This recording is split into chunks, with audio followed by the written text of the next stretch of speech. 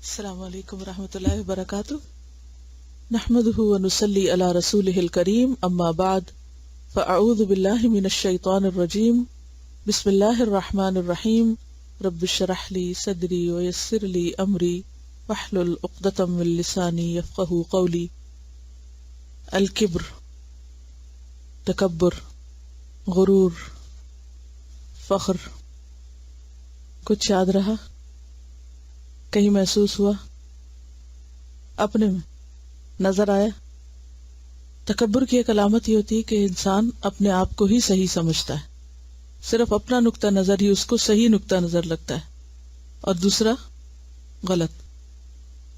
اختلاف رائے تو ہو جاتا ہے، لیکن اس کی بنا پر انسان بد مزاج ہو جائے یا دھوس جمائے یا دوسرے کو لیٹ ڈاؤن کرے، یہ درست نہیں. بعض اوقات انسان کو یہ احساس بھی ہو جاتا ہے کہ وہ غلط کر رہا ہے یا غلطی اس کی ہے، لیکن انسان کی انا آڑے آ جاتی ہے اور وہ اس کو غلطی ماننے نہیں دیتی، اور اس طرح انسان گناہ پر اصرار کرتا چلا جاتا ہے اور کبھی اپنے آپ کو حق پر ثابت کرنے کے لیے جھوٹ کا سہارا دیتا ہے، کبھی کسی اور چیز کا. جس کا معاملہ اللہ کے ساتھ درست نہ ہو اس کا بندوں کے ساتھ بھی درست نہیں ہو سکتا، کیونکہ تکبر کو تقوی ہی دور کر سکتا ہے، اللہ کا ڈر. آگے چلتے ہیں احادیث کے ساتھ ساتھ. حدیث نمبر 136 عن عبد اللہ بن مسعود عن النبی صلی اللہ علیہ وسلم قال لا يدخل الجنة من كان في قلبه مثقال ذرة من كبر. قال رجل إن الرجل يحب أن يكون ثوبه حسنا ونعله حسنة. قال إن الله جميل يحب الجمال. الكبر بطر الحق وغمط الناس. رواہ مسلم. کتاب الایمان. پڑھیے.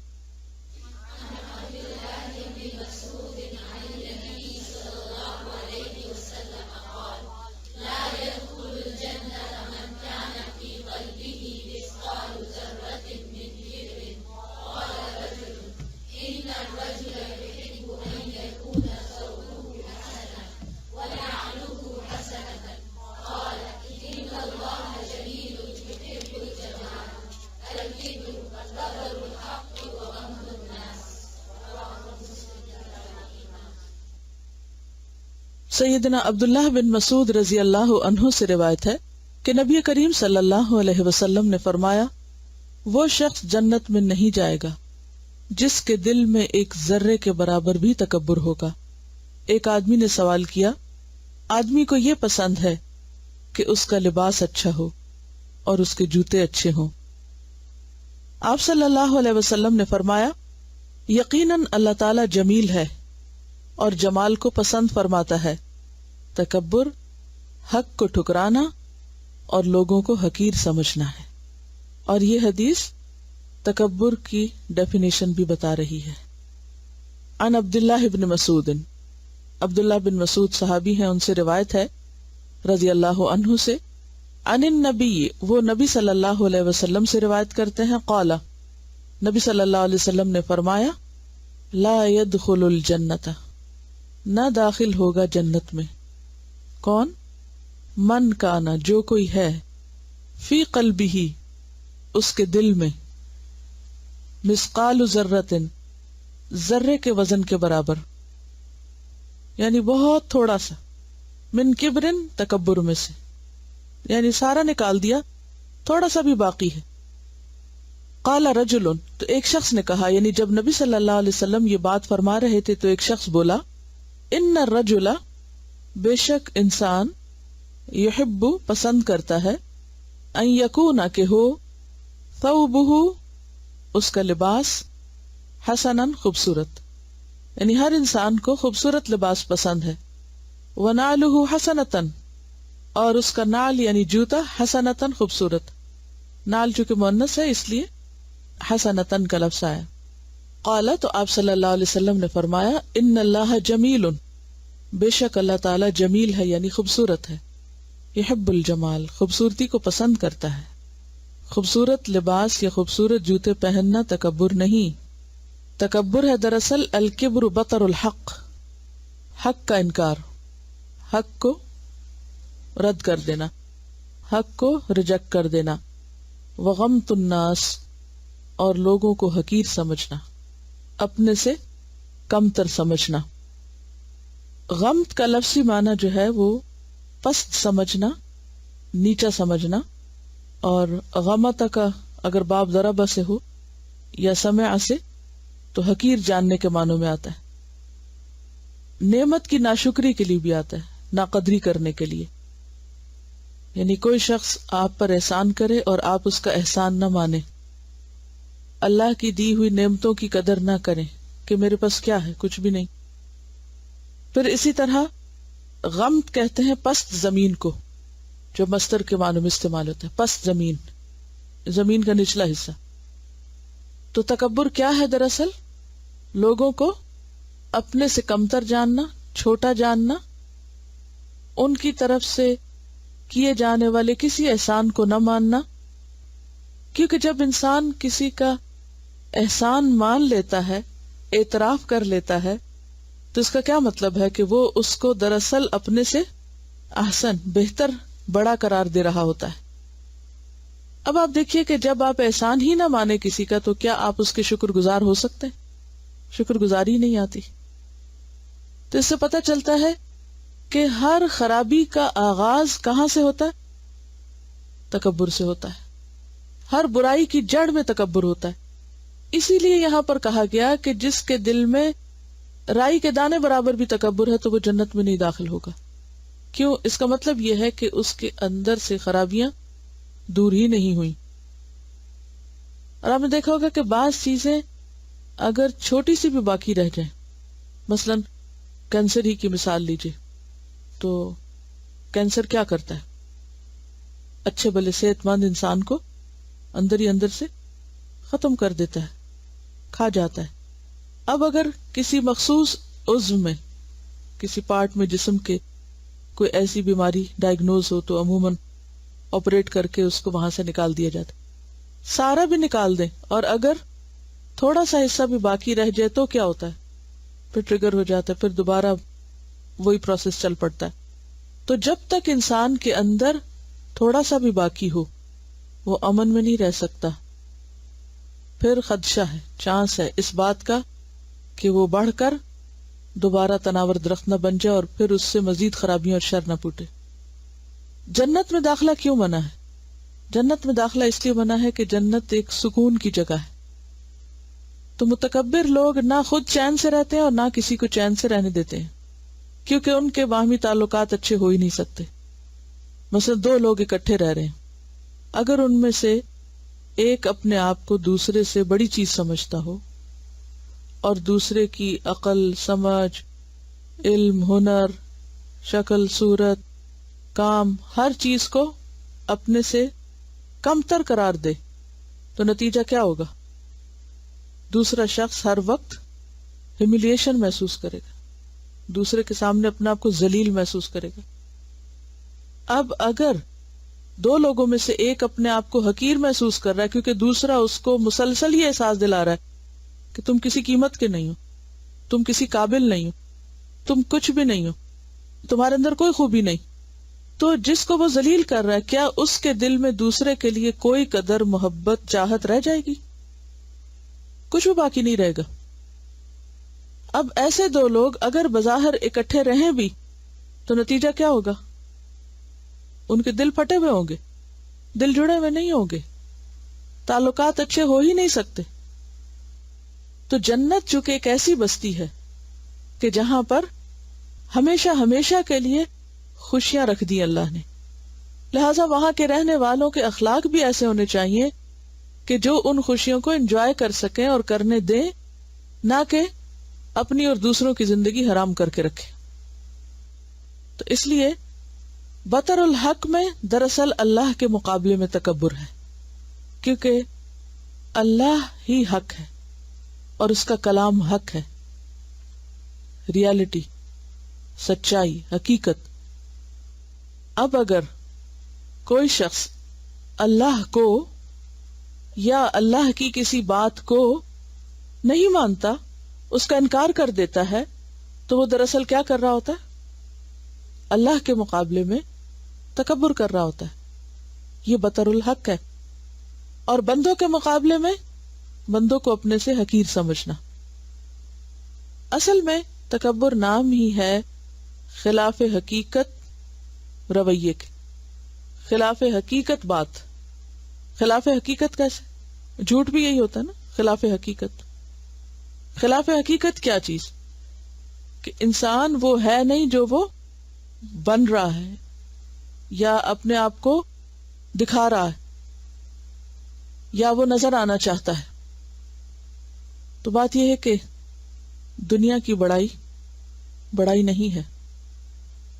اگر کسی انسان کو دوسرے کے مقابلے میں کوئی بھی نعمت زیادہ مل گئی ہے تو اس بنا پر اس کو حق نہیں کہ وہ جس کو وہ نعمت نہیں ملی اس کو حقیر سمجھے، ذلیل کرے. حق کیا ہے کہ اس کو بھی عزت دے، کیونکہ ہو سکتا ہے کہ وہ کسی اور چیز میں تمہارے مقابلے میں زیادہ بہتر ہو سکتا ہے وہ ظاہری خوبی نہ ہو، کوئی چھپی ہوئی خوبی ہو. اور انسان اگر اس بات کو بھی یاد رکھے کہ دنیا میں جتنی بھی اونچائی نیچائی ہے مرنے کے بعد سب برابر ہو جائے گی.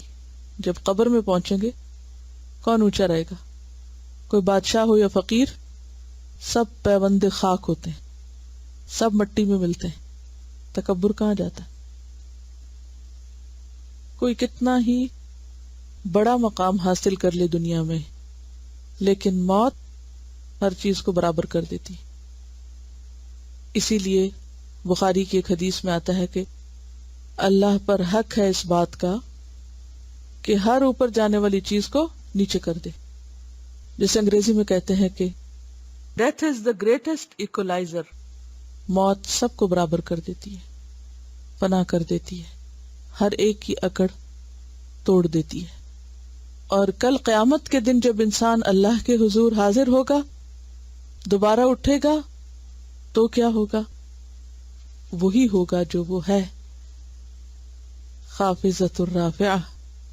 آج کی پستی، اونچ نیچ سب ختم ہو کر وہاں پر اونچا وہ ہوگا جو اللہ کے ہاں اونچا ہے، جو اللہ کے ہاں عزت والا ہے. اسی طرح نماز کو آپ دیکھیے کہ جب نماز میں سب لوگ کھڑے ہوتے ہیں ایک صف میں، اور کتنا زیادہ حکم ہے کہ صف برابر کرو، کوئی آگے پیچھے نہ ہو، سوائے امام کے کہ وہ ایک ضرورت کے تحت آگے ہوتا ہے، اس لیے نہیں کہ وہ اپنے آپ کو دوسروں سے کوئی بڑی چیز سمجھنے لگے. اسے ایک ڈسپلن قائم کرنا ہوتا ہے. جب سجدے میں جاتے ہیں تو اسی زمین پر بادشاہ بھی ناک رکھتا ہے جس پر ایک غلام رکھتا ہے، ایک معمولی انسان رکھتا ہے.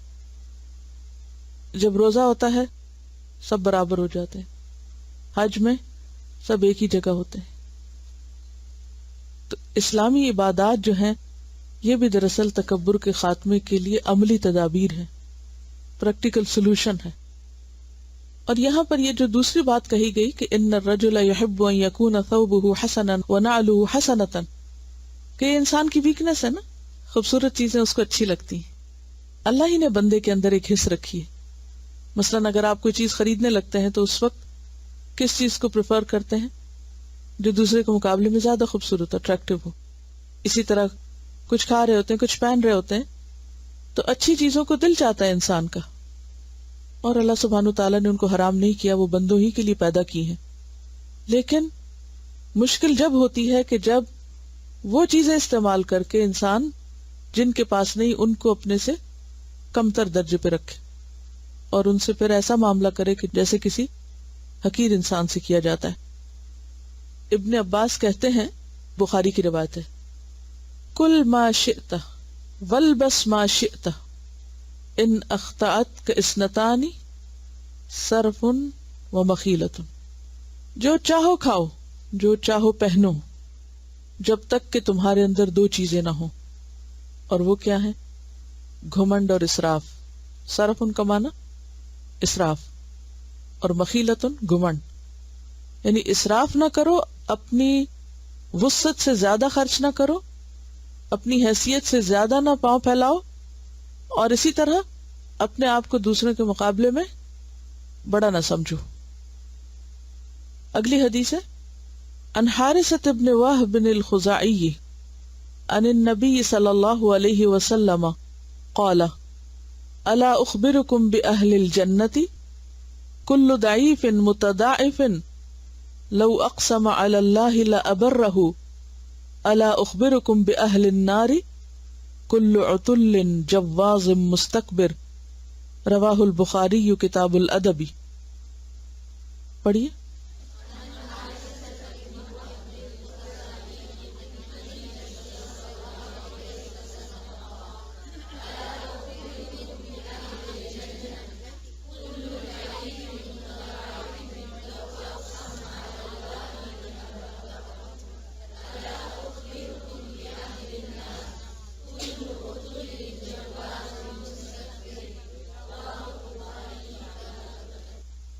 سیدنا حارثہ بن وہب خزاعی رضی اللہ عنہ نے بیان کیا ہے کہ نبی صلی اللہ علیہ وسلم نے فرمایا، کیا میں تمہیں جنت والوں کی خبر نہ دوں؟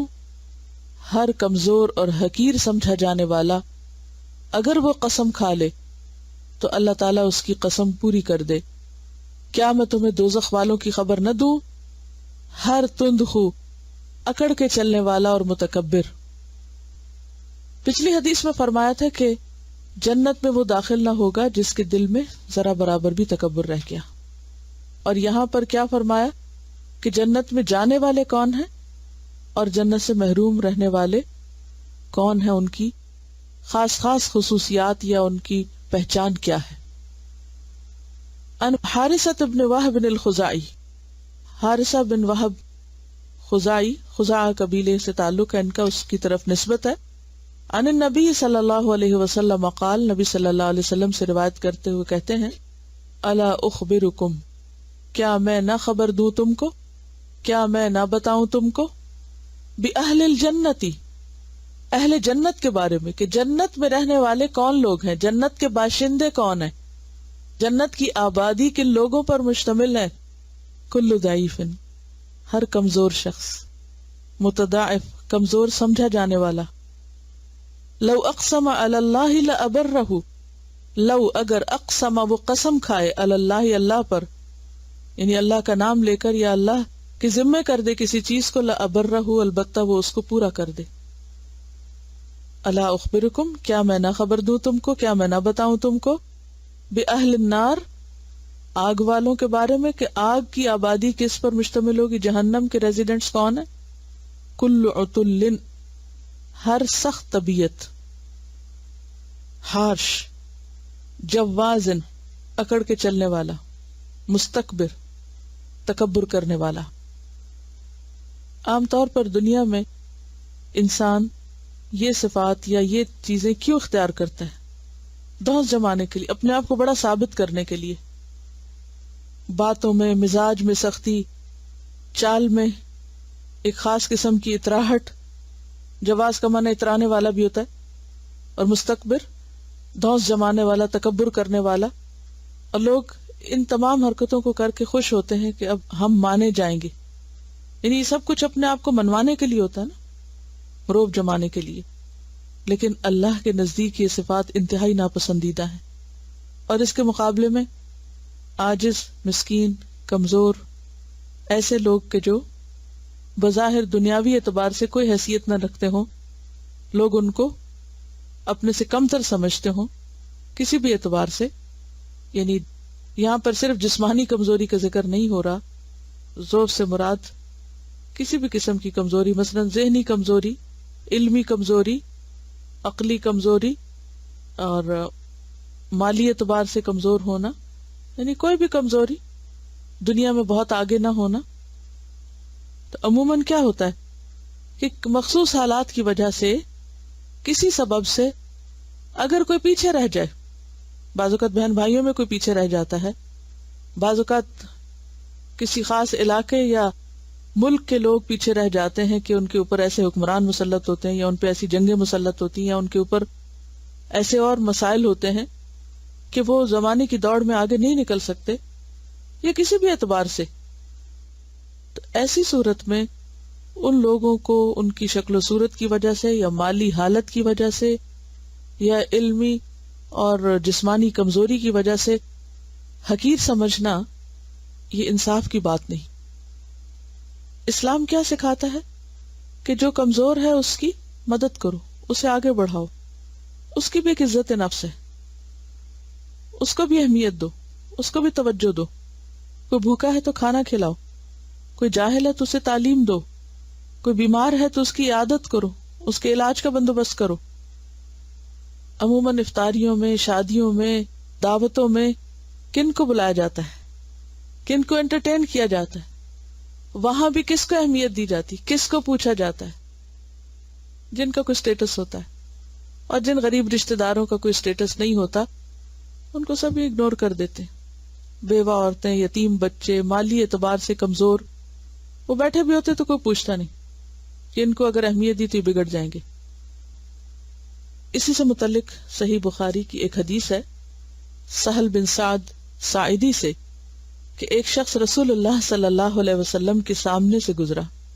اس وقت آپ کے پاس حضرت ابو ذر غفاری بیٹھے ہوئے تھے. آپ نے ان سے فرمایا تم اس شخص کے بارے میں کیا کہتے ہو؟ کس کے بارے میں؟ جو پاس سے گزر رہا تھا، جا رہا تھا. انہوں نے کہا یہ شریف ہے، مالدار ہے، اللہ کی قسم یہ ایسا شخص ہے کہ اگر کسی عورت کو نکاح کا پیغام بھیجے تو اس کا پیغام منظور ہوگا، اگر کسی کی سفارش کرے تو لوگ اس کی سفارش سنیں گے. یہ سن کر آپ خاموش ہو گئے. پھر ایک اور شخص آپ کے سامنے سے گزرا. آپ نے حضرت ابو ذر رضی اللہ تعالیٰ عنہ سے پوچھا اس شخص کو تم کیسا سمجھتے ہو؟ انہوں نے کہا یہ تو ایک مسلمان غریب آدمی ہے، یہ بیچارہ اگر کہیں نکاح کا پیغام بھیجے تو کون منظور کرتا ہے، یعنی کوئی اس کو اپنی بیٹی نہیں دے گا. کسی کی سفارش کرے تو کون اس کی سفارش سنتا ہے. آپ نے فرمایا اللہ کے نزدیک یہ محتاج شخص اس مالدار شخص سے گو ویسے آدمی زمین بھر کر ہو، یعنی ان مالداروں سے زمین بھر جائے تو ان سے زیادہ بہتر ہے. یہ فقیر پہلے شخص جیسے دنیا بھر کے آدمیوں سے بہتر ہے. یعنی یہ کمزور شخص جس کی کوئی سفارش نہیں سنتا اور جس کا نکاح کا پروپوزل کوئی قبول نہیں کرتا، یہ ان سب سے بہتر ہے، خواہ وہ ایک نہیں وہ مالدار ان سے زمین بھر جائے. یعنی اللہ کے نزدیک اس کا مقام کہیں بلند ہے، کہیں بڑا ہے. تو اس سے کیا پتہ چلتا ہے کہ اللہ تعالیٰ بندوں کا فیصلہ ان کی ظاہری حیثیت کے مطابق نہیں کریں گے کہ دنیا میں کون کتنا انفلوئنشل تھا، دنیا میں کس کی امپورٹنس تھی، دنیا میں کون بڑا تھا.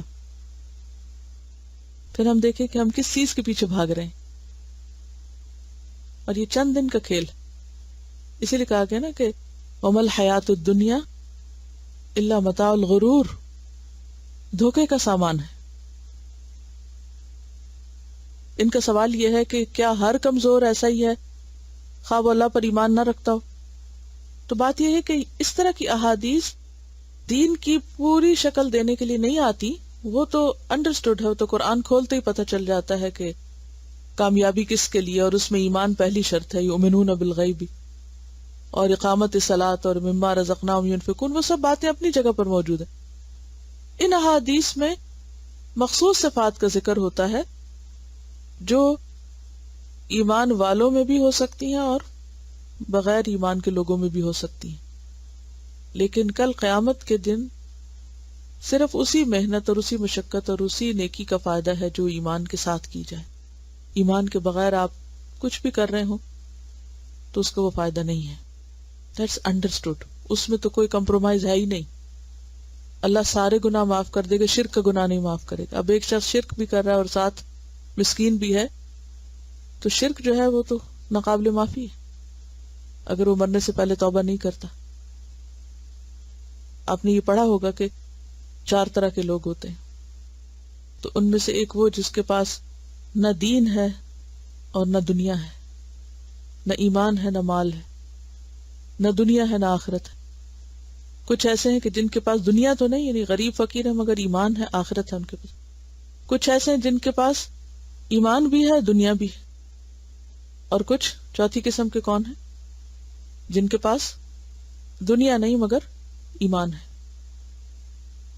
ریاض الصالحین 254 پہ ایک حدیث ہے جو اسی معنی کی مزید وضاحت کرتی ہے۔ حضرت ابو سعید خدری سے روایت ہے، نبی صلی اللہ علیہ وسلم نے فرمایا، جنت اور دوزخ میں جھگڑا ہوا۔ جہنم نے کہا، میرے اندر سرکش اور متکبر انسان ہوں گے۔ جنت نے کہا، میرے اندر کمزور اور مسکین لوگ ہوں گے۔ پس اللہ نے ان کے درمیان فیصلہ فرمایا۔ جنت سے کہا، تو جنت میری رحمت ہے، تیرے ذریعے سے میں جس پر چاہوں گا رحم کروں گا۔ اور دوزخ سے کہا، تو جہنم میرا عذاب ہے، تیرے ذریعے سے جس کو چاہوں گا عذاب دوں گا، تم دونوں کا بھرنا میری ذمہ داری ہے۔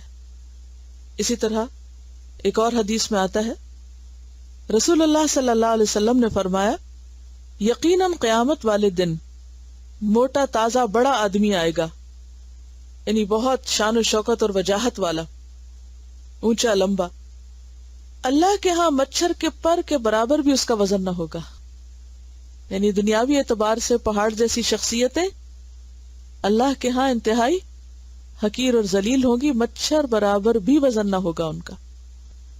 اس کے برعکس کمزور انسانوں کی مثال میں وہ سیاہ فام خاتون جو مسجد میں جھاڑو دیا کرتی تھی، اور ایک اور روایت میں ایک مرد کا ذکر بھی آتا ہے۔ رسول اللہ صلی اللہ علیہ وسلم نے اسے گم پایا تو اس کے بارے میں پوچھا، تو لوگوں نے بتایا کہ وہ تو فوت ہو گیا۔ آپ نے فرمایا، تم نے مجھے اطلاع کیوں نہ دی؟ کیونکہ لوگوں نے اس کا معاملہ معمولی سمجھا کہ معمولی شخص فوت ہو گیا، تو اب آپ صلی اللہ علیہ وسلم کو کیا تکلیف دیں کہ آپ آئیں اور اس کا جنازہ پڑھائیں۔ آپ نے فرمایا، مجھے اس کی قبر بتاؤ۔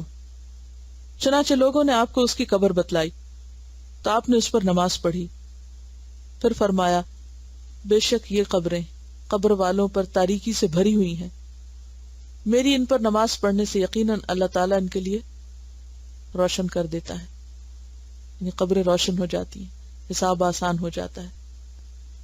اسی معنی کی ایک اور حدیث ہے، رسول اللہ صلی اللہ علیہ وسلم نے فرمایا، بہت سے پراگندہ غبار آلود شخص، یعنی نہانے کو نہیں ہے، پہننے کو اچھا لباس نہیں ہے، پراگندہ حال ہیں، غبار آلود ہیں، جنہیں دروازوں سے ہی دھکیل دیا جاتا ہے، اندر بھی نہیں آنے دیا جاتا، ان کے دنیاوی سٹیٹس کے نہ ہونے کی وجہ سے یا ان کے میلے کپڑے ہونے کی وجہ سے۔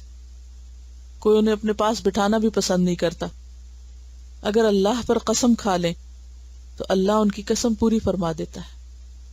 لہذا بحیثیت انسان کے ہمیں کسی انسان کو اس کی ظاہری شکل و صورت کی بنا پر حقیر جاننے اور اس سے نفرت کرنے کا کوئی حق نہیں۔ یہ سب اللہ کی مخلوق ہے، اور اللہ کو اپنی مخلوق سے پیار ہے، اور اللہ کو وہ بندے اچھے لگتے ہیں جو اس کی مخلوق سے پیار کریں، جو اس کے بندوں کے خیر خواہ ہوں۔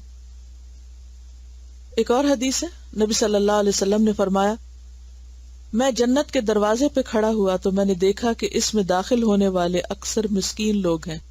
جنت کے دروازے پہ آپ کھڑے تھے تو دیکھا کہ اکثر داخل ہونے والے مسکین لوگ ہیں اور دولت مند روکے ہوئے ہیں۔ البتہ دوزخ والوں کو دوزخ میں لے جانے کا حکم دے دیا گیا ہے، اور میں جہنم کے دروازے پہ کھڑا ہوا تو دیکھا ان میں اکثر داخل ہونے والی عورتیں ہیں۔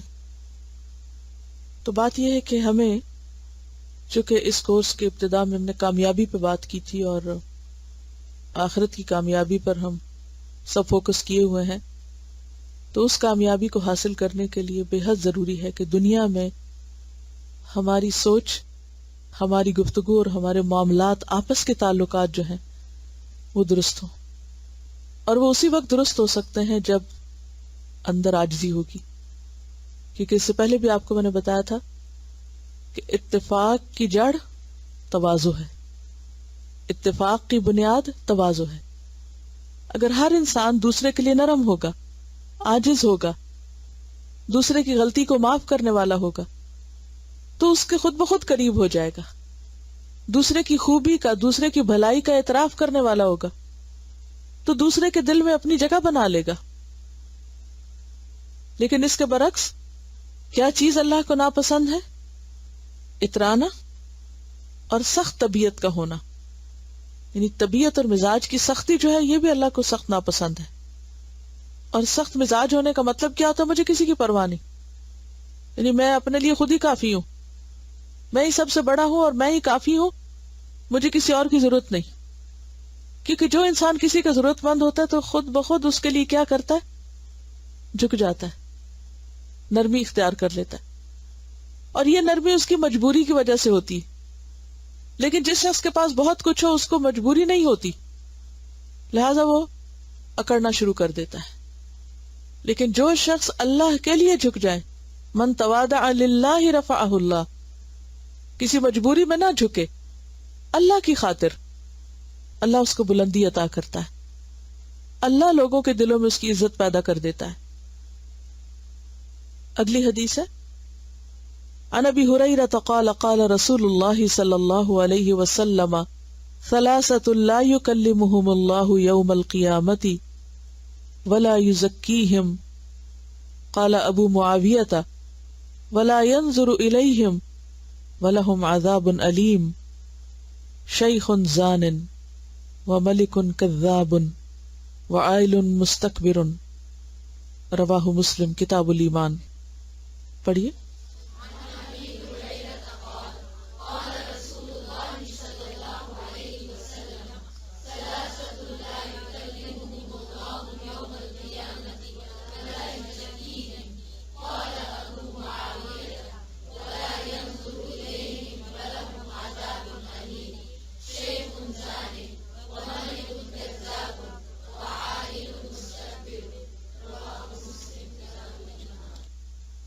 حضرت ابو ہریرہ رضی اللہ عنہ بیان کرتے ہیں کہ رسول اللہ صلی اللہ علیہ وسلم نے فرمایا، 3 شخص ایسے ہیں جن سے اللہ تعالیٰ قیامت کے دن نہ ہم کلام ہوگا، نہ انہیں پاکیزہ کرے گا. اور کہا ابو معاویہ رضی اللہ عنہ نے کہ نہ ان کی جانب دیکھے گا اور ان کے لیے دردناک عذاب ہے. ایک بوڑھا زانی، دوسرا جھوٹا حاکم، تیسرے متکبر فقیر. عن ابی ہریرہ رضی اللہ عنہ قال، ابو ہریرہ رضی اللہ عنہ سے روایت ہے، قال رسول اللہ، فرمایا رسول اللہ صلی اللہ علیہ وسلم نے، ثلاثۃ 3 لوگ ہیں، لا یکلمہم نہ کلام کرے گا ان سے اللہ اللہ، یوم القیامت قیامت کے دن ان سے بات بھی نہ کرے گا. اور بات نہ کرنا کس بات کی علامت ہوتی ہے؟ ناراضگی کی. کوئی کسی سے نہ بولے تو وہ دراصل نہ بولنا ناراضگی کا اظہار ہوتا ہے. ولا یزکیہم اور نہ وہ ان کو پاک کرے گا، یعنی سزا دے کے ان کو معاف کر دے، یہ بھی نہیں ہوگا. قال ابو معاویہ، ابو معاویہ کہتے ہیں ولا ینظر الیہم اور ان کو دیکھے گا بھی نہیں. ولہم عذاب علیم اور ان کے لیے دردناک عذاب ہے. اور یہ 3 کون لوگ ہیں؟ شیخ بوڑھا، زان زناکار، یعنی ایسا شخص جو جسمانی اعتبار سے تو بوڑھا ہو جائے لیکن اس کی شہوت ختم نہ ہو اور حلال سے اس کی سیٹسفیکشن نہ، اور وہ حرام آتے یعنی حرام طریقے سے اپنی خواہش پوری کرنے کو نہ چھوڑے، نہ باز آئے. یعنی زنا جیسا مرض بوڑھا ہو کر بھی اس سے توبہ نہ کرے. وملک کذاب اور دوسرے وہ شخص جو بادشاہ ہو، یعنی اس کے پاس اتھارٹی ہو پھر بھی جھوٹ بولے، کیونکہ جس شخص کے پاس اتھارٹی ہوتی ہے اسے کسی کا ڈر نہیں ہوتا، لیکن وہ کیا عادت سے مجبور ہے اور وہ جھوٹے وعدے کر کے، جھوٹے دعوے کر کے لوگوں کو اپنے سے خوش کرتا رہتا ہے، جھوٹے خوشنما نعرے لگا کے. وعائل مستکبر اور ایسا تکبر کرنے والا جو محتاج ہے، فقیر ہے، ضرورت مند ہے لیکن پھر بھی تکبر میں مبتلا ہے اور کسی سے کچھ قبول نہیں کرتا. عام طور پر ایسا ہوتا ہے نا کہ جیسے اگر کوئی شخص ضرورت مند ہے تو دوسرے لوگ کیا چاہتے ہیں کہ اس کی مدد کر دیں، لیکن وہ اس کو نہایت برا جانے اور تکبر کرے. یعنی تکبر کیا ہے؟ خلاف حقیقت چیز ہے نا، ہے کچھ نہیں پاس لیکن وہ ایسے کام کرتا ہے قرض لے کے اور حرام طریقوں سے اپنے اخراجات پورے کر کے کہ اپنے اوپر ایک ایسا لبادہ اوڑھا ہوا ہے کہ جیسے وہ کوئی بہت بڑی چیز ہو، حالانکہ حقیقت اس کی کچھ بھی نہ ہو. اسے مسلم نے روایت کیا ہے. ہم سب اللہ کے محتاج ہیں، اور اگر دعا نہ مانگے تو تکبر ہوتا ہے. اسی وجہ سے آپ دیکھیے کہ اس چیپٹر کے شروع میں جس آیت کا انتخاب کیا گیا ہے وہ یہی ہے، ان الذین یستکبرون عن عبادتی، اور عبادت سے مراد یہاں دعا ہے. جو لوگ میری عبادت یعنی دعا سے تکبر کرتے ہیں، سیدخلون جہنم داخرین. دعا نہ کرنا، نہ مانگنا، اس کی ضرورت محسوس نہ کرنا، یہ اللہ کے مقابلے میں تکبر کرنا ہے. کیونکہ انسان یہ ثابت کر رہا ہوتا ہے کہ مجھے نہیں ضرورت، حالانکہ اسے ضرورت ہوتی ہے. میں نہیں مانگوں گا، میں کیوں مانگوں. ان کا سوال یہ ہے کہ انہوں نے امام احمد بن حنبل کے بارے میں پڑھا کہ ان کے استاد نے ان کو نصیحت کی کہ کسی سے کچھ لینا نہیں، تو کسی نے ان کو کچھ دیا اور انہوں نے قبول نہیں کیا. تو یہ کس میں آتا ہے؟ بات یہ ہے کہ کسی سے قبول نہ کرنا ایک الگ چیز ہے، لیکن تکبر کرنا، غریب ہوتے ہوئے، ضرورت مند ہوتے ہوئے دھونس جمانا اور یہ شو آف کرنا کہ ہم ضرورت مند نہیں ہیں، یا یہ کہ اپنے آپ کو جھوٹے طریقوں سے، خود ساختہ طریقوں سے دوسروں کے مقابلے میں لانا، ایسا لباس پہننا یا ایسے رنگ ڈھنگ اختیار کرنا کہ جس سے کیا ثابت ہو کہ ہم کسی سے کم تھوڑی ہیں.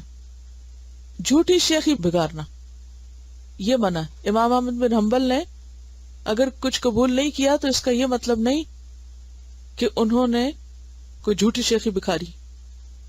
یہاں جس چیز کی ممانعت ہے وہ کیا ہے؟ نہ ہوتے ہوئے کیا ظاہر کرنا؟ بہت کچھ. اور پھر یہ ہے کہ استاد اپنے شاگردوں کو خوب جانتے ہوتے ہیں. جب وہ اپنے کسی خاص شاگرد کو کسی طرح ڈسپلن کرنے کے لیے یا اس میں کسی اور خاص خوبی کو پیدا کرنے کے لیے کوئی مخصوص نصیحت کر دیتے ہیں تو وہ ان کے بہت فائدے کی ہوتی ہے. کیونکہ جیسے ماں باپ ہوتے ہیں نا، تو ان کو پتا ہوتا ہے کہ اس بچے میں یہ کمزوری ہے، اور وہ اس کو اس طرح کی خاص نصیحت کرتے ہیں کہ تم کبھی کسی سے مثلا ادھار نہ لینا، تم کبھی کسی سے یہ نہ کرنا. کیوں؟ ان کو پتا ہوتا ہے کہ اگر اس کو یہاں ڈھیلا چھوڑ دیا تو یہ چیز اس کے لیے مصیبت کا باعث بن جائے گی، یہ اپنے آپ کو ہلاکت میں ڈال لے گا. تو وہ مخصوص حالات کے تحت ہے. لیکن پھر وہ ایک استاد اور شاگرد کا معاملہ ہے. اللہ کا دین اور اللہ کی سنت اپنی جگہ باقی ہے. عمومی حالات میں کیا حکم ہے؟ لیکن ہر چیز کا ایک ایکسپشنل کیس ہوتا ہے، مخصوص حالات ہوتے ہیں اور ایک عمومی حالت ہوتی ہے. حضرت یعقوب علیہ السلام نے اپنے اوپر اونٹ کے گوشت کا پرہیز لاگو کیا تھا. کس وجہ سے؟ بیماری تھی. اونٹ کا گوشت، خرگوش کا گوشت اور اس طرح کی کچھ چیزیں. تو مخصوص حالات میں اگر کوئی اپنی کسی خاص ضرورت کے تحت کسی چیز سے الرجک ہے، بیماری ہے، تو اس میں کسی چیز کو اپنے سے روک دینا ایک اور چیز ہے، لیکن اس چیز کو حرام قرار دے دینا یا دین سے باہر قرار دینا وہ درست نہیں.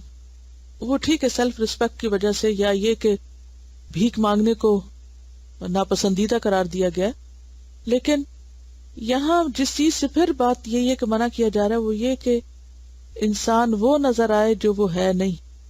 کیا میں واضح کر سکوں؟ عائل مستکبر کیا ہے؟ دراصل فقیر خود کو امیر ظاہر کر رہا ہے. اب یہاں اس نے جھوٹا لبادہ اوڑھ لیا نا، وہ ہے نہیں جو وہ دکھائی دے رہا ہے، ڈاچ کر رہا ہے نا، دوسرے کو دھوکہ دے رہا ہے. اور کیا ایسا نہیں ہوتا کہ بعض اوقات لوگ اس سے دھوکہ کھا لیتے ہیں اور پھر سخت مصیبت میں پڑ جاتے ہیں.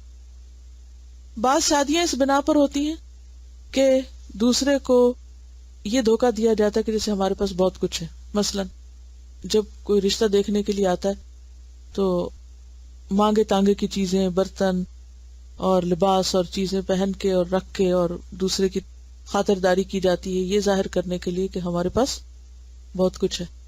لیکن بعد میں حقیقت پتہ چلتی کچھ بھی نہیں.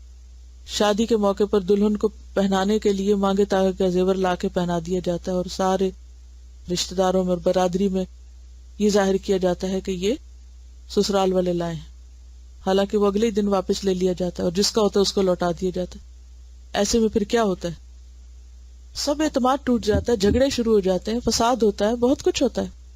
یعنی آپ وہ نظر آئیں جو آپ ہے نہیں، آپ کی حقیقت اصلیت کچھ اور ہے اور آپ بن کے کچھ اور دکھا رہے ہیں، تو یہ چیز سخت ناپسندیدہ. دیکھیے مینٹین اسی حد تک رکھنا چاہیے نا جو آپ ہیں. اگر مینٹین رکھنے کے لیے آپ انفیئر مینز اختیار کر رہے ہیں، اسے قرضہ لیے چلے جا رہے ہیں، تو اس سے کیا ہوتا ہے؟ بعض لوگ خود کو مینٹین رکھنے کے لیے بہت غلط طریقے اختیار کرتے ہیں اور اس سے اور زیادہ مشکل میں پڑتے ہیں. یعنی آپ ضرورت مند ہوں اور یہ پریٹینڈ کریں کہ میں ضرورت مند نہیں ہوں، آپ بھوکے ہوں اور آپ کہیں کہ میں بھوکا نہیں ہوں، یہ غلط ہے. ان کا سوال یہ ہے کہ اگر کسی نے آپ کو ہرٹ کیا ہے اور آپ غصے میں تکلیف میں ہیں اور پھر بھی آپ جواباً کچھ نہیں کہتے، آپ مسکرا رہے ہیں یا آپ اچھی طرح پیش آئے، تو کیا یہ منافقت نہیں؟ بالکل منافقت نہیں. نبی صلی اللہ علیہ وسلم کا صحابہ کرام کا طریقہ کیا تھا؟ جب ایک شخص حضرت ابوبکر کو گالیاں دے رہا تھا تو آپ مسکرا رہے تھے. اب بات یہ ہے کہ اس وقت اپنے آپ کو روک لینا، بری بات نہ کرنا، مسکرا کر ہی معاملہ کرنا، یہ بہت ہی اعلیٰ درجے کا اخلاق ہے. لیکن اس کا یہ مطلب نہیں کہ جو شخص غلط کام کر رہا ہے آپ اس کو بتائیں نہیں. آپ اس سے جس چیز سے ہرٹ ہوتے ہیں آپ اس کو بتا دیں کہ آپ کی یہ چیز مجھے تکلیف دیتی ہے. اور آرام سے بتانا اور چیز ہے، بد اخلاقی سے بتانا اور چیز ہے، اور منہ پھلا کے رکھنا اور ہر وقت غصے میں رہنا اور بد اخلاق ہو جانا کہ میں بالکل آنیسٹلی بتا رہا ہوں کہ میں ناراض ہوں تم سے، یہ بالکل ایک اور چیز ہے. تو احسن صورتحال کیا ہے کہ آپ ضرور بتائیں دوسرے کو کہ مجھے آپ سے تکلیف پہنچی ہے، لیکن بعض اوقات دوسرے کو یہ پتا بھی نہیں ہوتا کہ کس بات سے تکلیف پہنچی. ایسا ہوتا ہے یا نہیں؟ بعض اوقات کوئی شخص آپ سے ناراض دکھائی دیتا اور آپ کو سمجھ ہی نہیں آتی کس بات پہ ناراض ہے. اب آپ اس کے لیے ایک پہیلی چھوڑ دیتے ہیں کہ آپ خود ہی سارٹ آؤٹ کرو کہ میں کس پہ ناراض ہوں. کیسے انسان جان سکتا ہے؟ تو انسان کو اپنے معاملات میں بالکل واضح ہونا چاہیے، صاف بتا دینا چاہیے یہ اور یہ اور یہ چیز جو ہے یہ مجھے نہیں اچھی لگتی. یہ احسن انداز ہے بتانے کا، بنسبت اس کے کہ آپ موڈ آف کر لیں اور بات کریں تو بدتمیزی سے کریں. آپ کا نام اعمال کیا تیار ہو رہا ہے؟ اس سے کیا معاملہ درست ہو سکتا ہے؟ حالت درست ہو سکتا؟ کبھی بھی نہیں، اور خرابی ہوتی ہے. ادفع باللتی، کیا مطلب ہے اس کا؟ کس کو ادفع؟ نیکی کو؟ برائی کو؟ ادفع باللتی ہی احسن، احسن طریقے سے دوسرے کو بتاؤ جس سے دوسرے کو بات سمجھ آ جائے. چیپٹر کے احادیث تو بظاہر ختم ہو گئی، لیکن تکبر کا باب مکمل نہیں ہوتا جب تک ہم تواضع کے بارے میں نہ جانیں. اگر تکبر نہیں کرنا تو کیا کرنا ہے؟ پھر تواضع اختیار کرنا ہے، کیونکہ تکبر کی نفی ہوتی ہے تواضع سے. تواضع کا لفظی معنی کیا ہے؟ عاجزی اختیار کرنا، ہمبلنس. واو ضاد عین سے وضع کا معنی ہوتا رکھ دینا. تکبر کا مطلب ہے اونچا ہونا، اور تواضع کا کیا مطلب ہے؟ نیچا ہونا. یعنی نیچا ہونے سے مراد خود کو ذلیل کرنا نہیں، مراد کیا ہے اس سے؟ ہمبل ہونا. تواضع اور انکساری کے بارے میں بہت سی احادیث منہاج المسلم میں ہیں. آپ سب سے یہ چاہوں گی کہ آپ منہاج المسلم کے پیج نمبر 274 کو گھر جا کر بھی پڑھیں، اور اپنی کتاب میں اس کتاب کا ریفرنس اینڈ پر لکھ لیں، تاکہ کل کو اگر آپ کبھی کسی کو تکبر کے موضوع پر کچھ بتانے لگے تو ساتھ ہی آپ اس کے اینڈ پر کنٹینیو کریں. کس سے؟ تواضع اور انکساری سے. تو تواضع اور انکساری کے موضوع پر منہاج المسلم میں احادیث اور آیات موجود ہیں. پیج ہے 274. رسول اللہ صلی اللہ علیہ وسلم کا ارشاد ہے، ما نقصت صدقۃ من مال وما زاد اللہ عبدا بعفو الا عزا وما تواضع احد للہ الا رفعہ اللہ. صحیح مسلم. آپ نے فرمایا خیرات مال کو کم نہیں کرتی، صدقے سے مال کم نہیں ہوتا، معاف کرنے پر اللہ بندے کو اور عزت عطا کرتا ہے، اور جو اللہ کے لیے تواضع کرے اللہ اسے اونچا کر دیتا ہے اللہ کی خاطر. اور اللہ کی خاطر کا مطلب کیا ہے؟ کہ کسی مجبوری میں نہیں، کسی کے دبانے پہ نہیں، بلکہ صرف اللہ کی رضا کے لیے. ایک اور حدیث ہے، آپ صلی اللہ علیہ وسلم نے فرمایا، یحشر المتکبرون یوم القیامت امثال الذر فی صور الدجال یغشاہم الذل من کل مکان یساقون الی سجن فی جہنم یقال له بلس تعلوہ نار الانیار یسقون من عصارت اہل النار طینۃ الخبال. قیامت کے دن متکبر دجال کی صورت میں اور چیونٹیوں کی طرح اٹھائے جائیں گے، ہر جگہ ان پر ذلت حاوی ہوگی، جہنم سے بلس نامی ایک قید خانے میں ان کو دھکیلا جائے گا، یعنی جہنم کی جیل میں دھکیلا جائے گا، سب سے بڑی آگ ان پر غالب ہوگی، انہیں جہنمیوں کی پیپ اور لہو پلایا جائے گا۔ سورۃ ابراہیم میں بھی پیپ اور لہو وغیرہ کا جو کھانا ہے وہ کس کے لیے بتایا گیا ہے؟ متکبر ہی کے لیے، بیسیکلی جو حق کے مقابلے میں تکبر کرے۔ یعنی قیامت کے دن ایسے لوگ جو بڑا تکبر کرنے والے ہوں وہ اتنے ہی چھوٹے ہوں گے، اور چھوٹے جانور جو عام طور پہ نظر آتے ہیں اس میں چیونٹیاں ہوتی ہیں جو وہ پاؤں تلے آ جاتی ہیں بیچاری۔ قیامت کے دن ایسے لوگ چیونٹیوں کی شکل میں، یعنی لوگ ان کو لتاڑ رہے ہوں گے اور ذلیل و خوار ہوں گے، اور انتہائی بدترین مقام اور ٹھکانہ ہوگا ان کا، اور انتہائی بدترین کھانا ہوگا ان کا۔ نبی صلی اللہ علیہ وسلم کو بھی تواضع کا حکم دیا گیا ہے قرآن مجید میں، وَاخْفِضْ جَنَاحَكَ لِمَنِ اتَّبَعَكَ مِنَ الْمُؤْمِنِينَ، اور جو مومن آپ کے پیروکار ہو گئے ہیں ان کے لیے اپنا بازو جھکا دیں۔ اللہ کی مخلوق میں سب سے زیادہ جو محبوب ہستی ہے وہ کون ہے؟ محمد الرسول اللہ صلی اللہ علیہ وسلم، اور آپ کو حکم دیا جا رہا ہے جو اعلیٰ ترین اخلاق پر فائز ہیں، کیا کہ اہل ایمان کے لیے اپنا بازو جھکا دیں، اپنے ساتھیوں کے لیے ہمبلنس اختیار کرے، عاجزی اور نرمی اختیار کرے۔ صحابہ کرام کی صفت کیا بتائی گئی؟ اذلۃ علی المؤمنین، مومنوں کے مقابلے میں کیا ہے؟ ذلیل ہیں، یعنی نرم مزاج ہے۔ ذلیل اردو والا معنی نہیں بلکہ نرمی کے معنوں میں۔ قیامت کے دن آخرت کا گھر کس کے لیے ہے؟ تلک الدار الآخرۃ نجعلها للذین لا یریدون علوا فی الارض ولا فسادا، یہ آخرت کا گھر ہم نے ان لوگوں کے لیے بنایا ہے جو زمین میں برتری اور فساد کا ارادہ نہیں رکھتے، کیونکہ فساد کس سے ہوتا ہے؟ تکبر سے۔ ایک اور حدیث میں ہے، رسول اللہ صلی اللہ علیہ وسلم نے فرمایا، ان اللہ اوحى الی، بے شک اللہ تعالیٰ نے میری طرف وحی کی ہے، ان تواضعوا، کہ تم تواضع اختیار کرو، حتی لا یفخر احد علی احد، یہاں تک کہ کوئی کسی پر فخر نہ کرے، کوئی بھی کسی پر اپنی بڑائی نہ جتائے، ولا یبغی احد علی احد، اور کوئی کسی کے اوپر زیادتی نہ کرے۔ صحیح مسلم۔ ایک اور حدیث میں آپ صلی اللہ علیہ وسلم نے فرمایا، جو نبی بھی مبعوث کیا گیا، کوئی پیغمبر بھی جو دنیا میں آیا، اس نے بکریاں چرائی ہیں۔ یہ بات بتانے کا مقصد کیا ہے؟ تو معمولی پیشہ اختیار کیا، اور اس معمولی پیشہ اختیار کرنے میں ان کی کوئی عزت کم نہیں ہوئی۔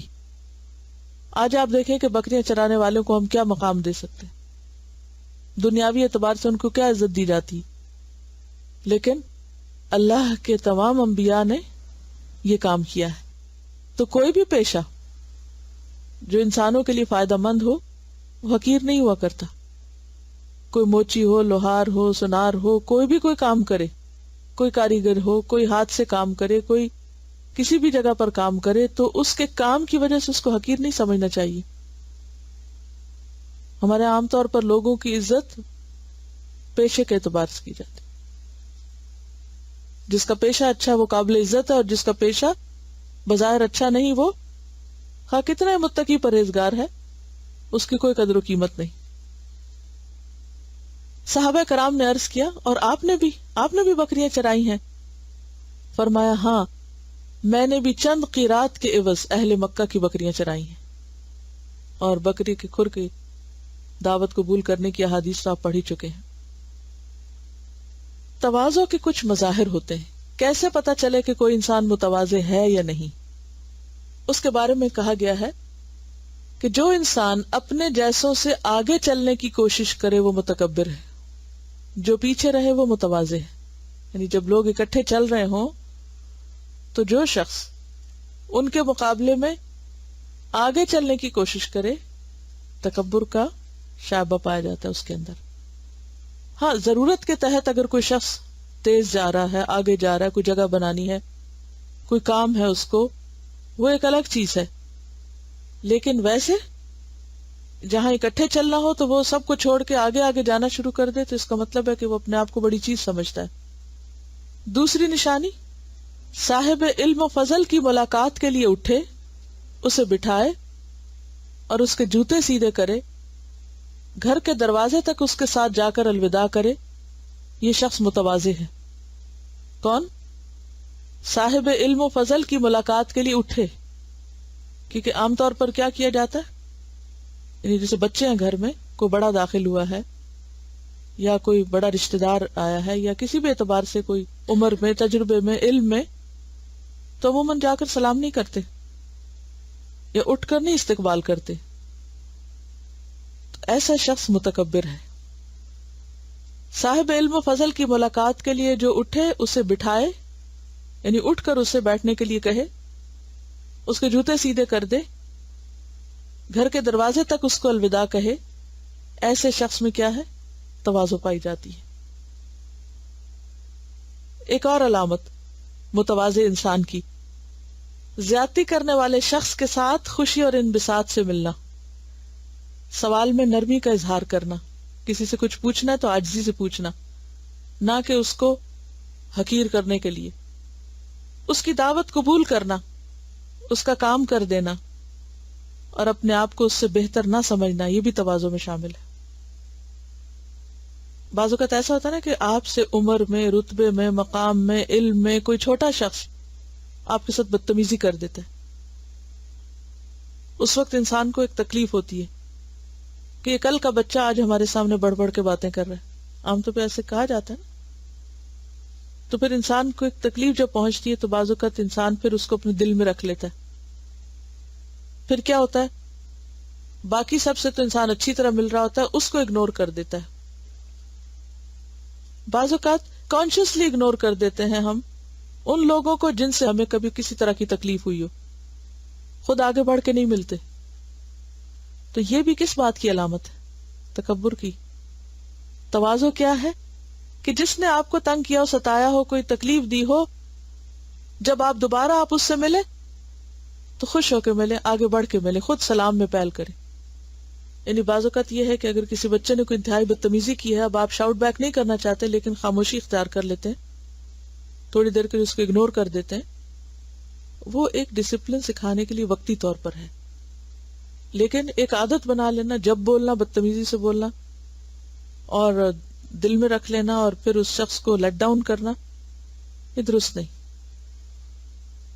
جو اپنے سے فضل اور علم میں کم تر یا برابر کی ملاقات کو جائے، یعنی مثلاً آپ کسی ایسے شخص کے گھر میں جائیں جو دنیاوی مرتبے مقام میں آپ سے کم ہے، یعنی کوئی امیر شخص کسی غریب کے گھر میں چلا جائے، کوئی عالم کسی جاہل کے پاس ملنے چلا جائے، اور اسی طرح دنیاوی اعتبار میں جو بڑے مقام اور مرتبے ہیں، کوئی جرنیل کسی عام سپاہی کے گھر چلا جائے، اس کے ساتھ سامان اٹھائے یا اس کے کام کے لیے اس کے ساتھ جائے، تو ایسا شخص بھی متواضع ہے۔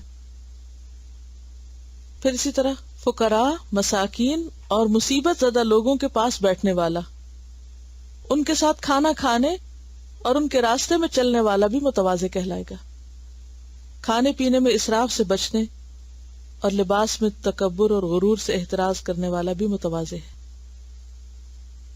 چند مثالیں۔ عمر بن عبدالعزیز رات کو لکھ رہے تھے کہ ان کے پاس ایک مہمان آ گیا، چراغ بجھ رہا تھا، مہمان چراغ درست کرنے کے لیے جانے لگا تو عمر بن عبدالعزیز نے کہا، مہمان سے خدمت لینا کرم اور شرف کے خلاف ہے۔ مہمان نے کہا، میں نوکر کو اٹھا دیتا ہوں، اگر آپ مجھ سے خدمت نہیں لینا چاہتے تو میں اس کو اٹھا دیتا ہوں۔ عمر رحمت اللہ علیہ نے فرمایا، وہ ابھی ابھی سویا ہے، اسے اٹھانا مناسب نہیں۔ چنانچہ خود اٹھے، تیل کی بوتل سے چراغ بھر کر روشن کر دیا۔ جب مہمان نے کہا، آپ نے خود ہی یہ کام کر لیا، تو فرمایا، میں پہلے بھی عمر تھا اور اب بھی وہی ہوں، میرے اندر کوئی بھی کمی نہیں ہوئی، یعنی تیل بھرنے سے میرے اندر کوئی کمی واقع نہیں ہوئی، اور انسانوں میں اچھا وہ ہے جو اللہ کے ہاں متواضع ہے، یعنی اس کا نام متواضع لوگوں میں لکھا ہوا ہے۔ ابو ہریرہ رضی اللہ عنہ لکڑیوں کا گٹھا اٹھائے مدینہ کے بازار سے گزر رہے تھے۔ ان دنوں مدینہ میں مروان کے قائم مقام تھے۔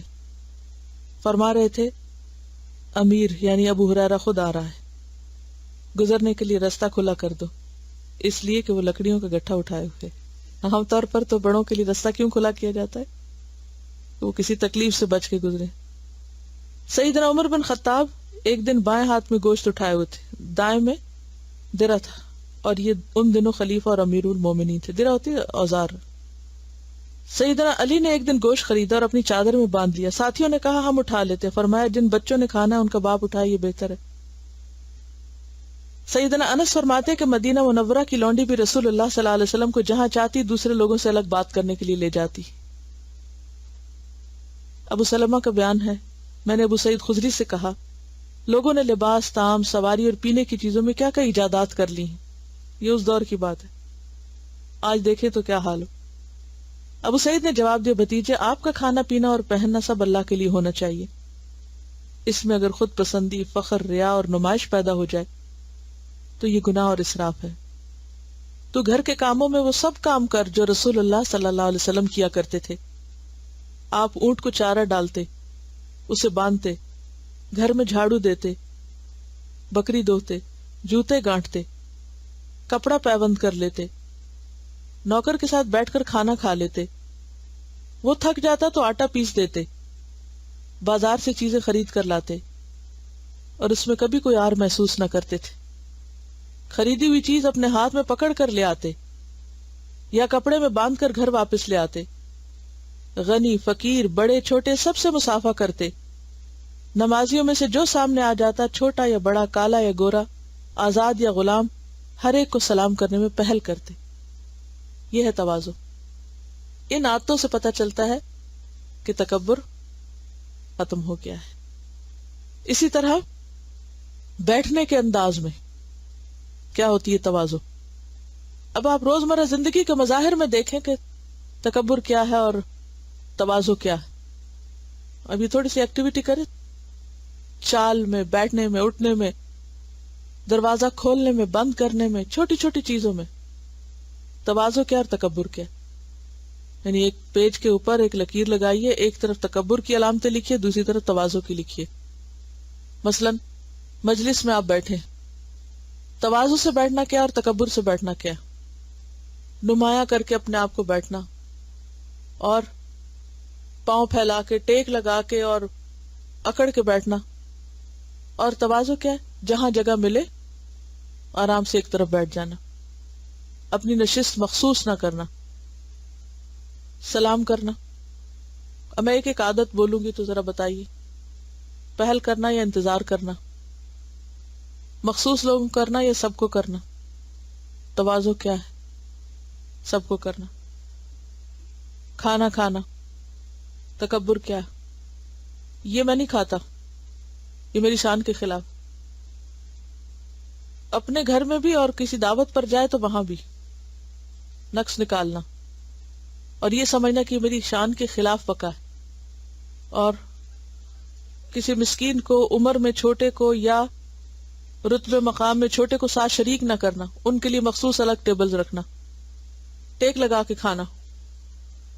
لباس، یعنی لباس میں ایسے رنگ ڈھنگ اختیار کرنا اور نیت یہ ہونا کہ میں دوسروں سے نمایاں نظر آؤں.